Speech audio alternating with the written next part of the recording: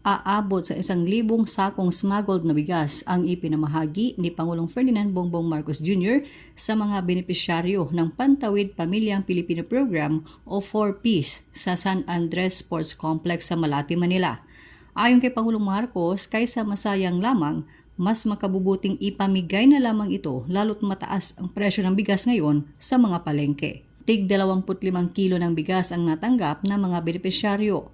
Pagtitiyak ng Pangulo, dumaan sa tamang proseso ang mga nakumpiskang bigas bago ipinamahagi.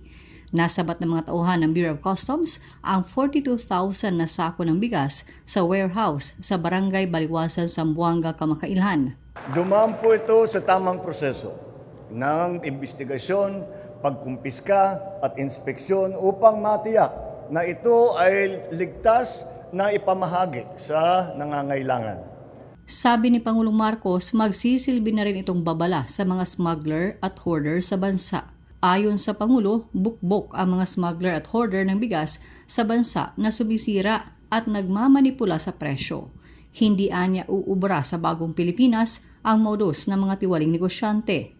Ang bukbok na lubos na sumisira sa balanse ng supply at presyo ng bigas ay sa merkado ang hoarding at saka ang smuggling at price manipulation na ginagawa ng mapagsamantalang mga negosyante. Sa bagong Pilipinas, bawal ang smuggler, bawal ang hoarder, at bawal din ang mga mapang-abuso na mapagsamantala sa ating bayan. Pero pag-amin ni Pangulong Marcos, mahirap ang labang ito dahil matagal na silang namamayagpag sa naturang kalakaran. Gayunman, desidido anya ang buong puwersa ng pamahalaan na matigil ang ilegal na operasyon.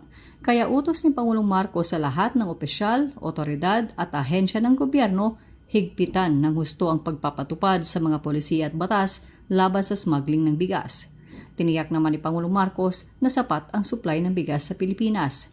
Ang kailangan lamang anya ay matiyak na maayos ang pamamahala at produksyon at bentahan nito. Una rito, namahagi na rin si Pangulong Marcos ng bigas sa mga benepisyaryo ng 4Ps sa Tungawan, Zamboanga, Sibugay, Iriga City sa Camarines Sur at General Trias sa bahagi ng Cavite. Chonayu, Radyo Inquirer, Bayang Nagtatanong, Mamamayang Nag-uusisa.